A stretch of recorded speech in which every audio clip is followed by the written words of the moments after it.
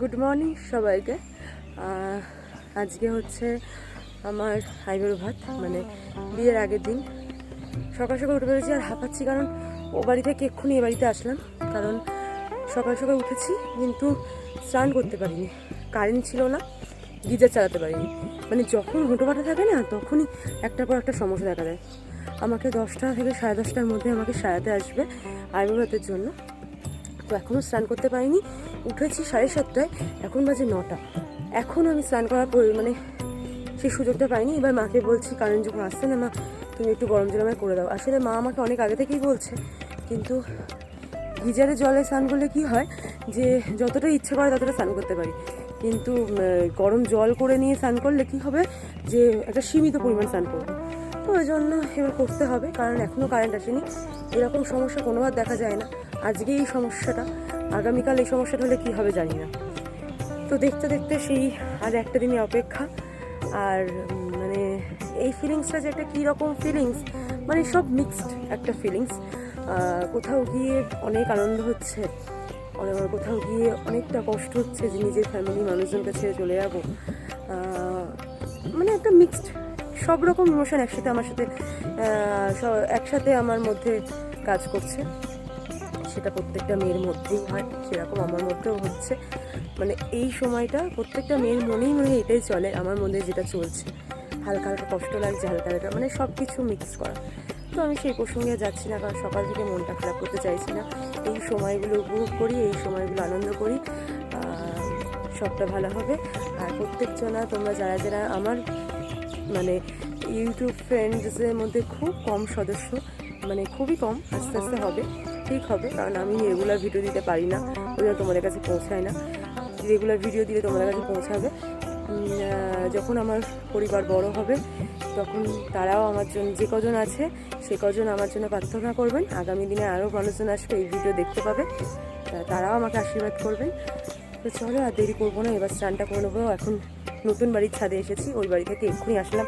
চুল টুল এখনও কিচ্ছু খুলিনি, আমাকে আর বেশিক্ষণ না, কিছুক্ষণের মধ্যে সাজাতে চলে আসবে। আমি এবার হালকা হালকা রেডি হই। তো চলো। আর ছাদে কাজ হচ্ছে, ছাদে সব ঝাঁট টাট দেওয়া হচ্ছে। আমার মা দাঁড়িয়ে আছে আর দিদান দাঁড়িয়ে আছে। কেমন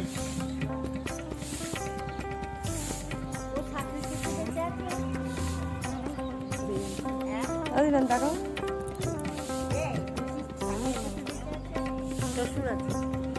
এখানে আমাদের ঝাঁট দেওয়া হচ্ছে, ছাদটা পুরো। আর গায়ে হলুদের জায়গাটা এই যে একদম রেডি হয়ে গেছে, এবার হালকা হালকা রেডি হতে হবে। তো চলো, এই ব্লগটা এখানেই এন্ড করছি। আমি সব একদম বড় বড় ব্লগ দেবো না, একদম ছোট ছোট ভিডিও হিসেবে তোমাদের কাছে পৌঁছাবো, যে তোমরা দেখতেও পছন্দ করবে আর তোমাদের দেখতেও সুবিধা হবে। অত বড় বড় ব্লগ তোমরা দেখতে অপছন্দ করতেই পারো, সেই জন্য ছোটো ছোটো ব্লগের ছোটো হিসেবে ভিডিও হিসেবে দেবো, তাহলে তোমাদের দেখতে সুবিধা হবে। তো চলো, টাটা, দেখা হচ্ছে। আমি রেডি হয়ে আবার আসছি। স্নান টান করে ব্যালকনিতে বসে গেছি চুলটা হালকা একটুখানি রোদে শুকানোর জন্য। আর এখানে দিদান আমার চুলগুলো নিয়ে একটুখানি হালকা হালকা নাড়িয়ে দিচ্ছে, তাতে শুকিয়ে যায়, কারণ চন্দনদা তখন এসে পৌঁছায়নি। তো এখন দেখো চন্দনদা চলে এসেছে, এবং চন্দনদা যেটুকুনি বাকি ছিল আমার চুলটা শুকানো, হেয়ার ড্রায়ার দিয়ে ভালো করে শুকিয়ে দিচ্ছে। আমার শাড়ি ড্রাপিং কমপ্লিট, এবার হেয়ারটা করছে। আর আজকের লুকটা আমি একদম সুন্দর সিম্পল একটা লুক চেয়েছিলাম, বেশি অন্যরকম লাউড লুক চাইনি, কারণ সকালবেলার সাজ বলে কথা। আর চন্দনদা আমাকে সেই রকমভাবেই দেওয়ার চেষ্টা করেছিল। আর লাস্ট পর্যন্ত লুকটা তো দেখেইছো তোমরা কেমন লাগছে। দেখো, গহনা ছাড়া, লিপস্টিক ছাড়া এই রকম এসেছে লুকটা, আমার তো ভীষণ ভালো লেগেছে। আর এইটা হচ্ছে আমার ফাইনাল লুক। আর আমি হেয়ারে ব্যাঙ্গালোর জিপসি দিয়ে শুধু হেয়ারটাকে কভার করেছিলাম, আর চুলটা আউটকল দিয়ে একটুখানি সিকিউর করা ছিল।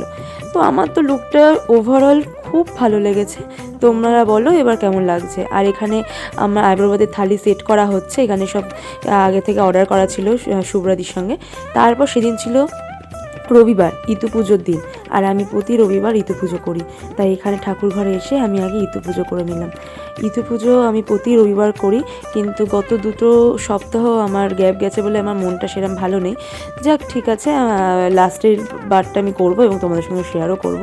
এখানে আমি ইতু পুজো ভালোভাবে করে নিচ্ছি, আর এখানে আমার ভাই ভিডিও করে দিচ্ছে। চলো পুজোটা আমি একটু করে নিই, তারপর আবার দেখা হচ্ছে।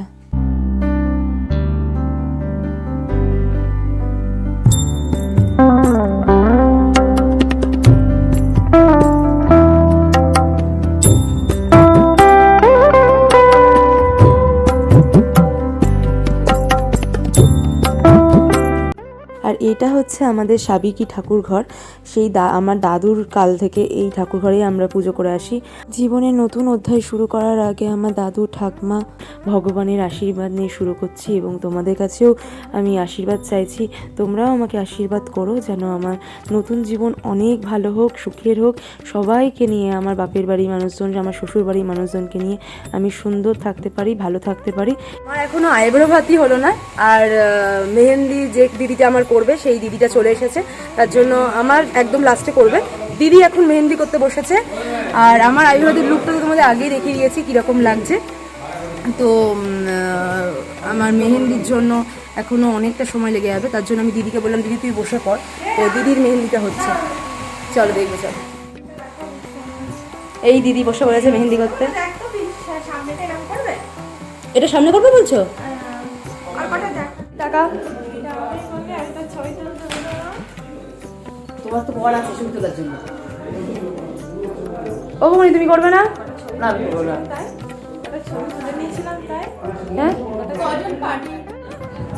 আচ্ছা ঠিক আছে বাবা। এখন পায়ের মধ্যখানে টিপ দিতে, এখন তো এখন আইবর আছে পা বসা।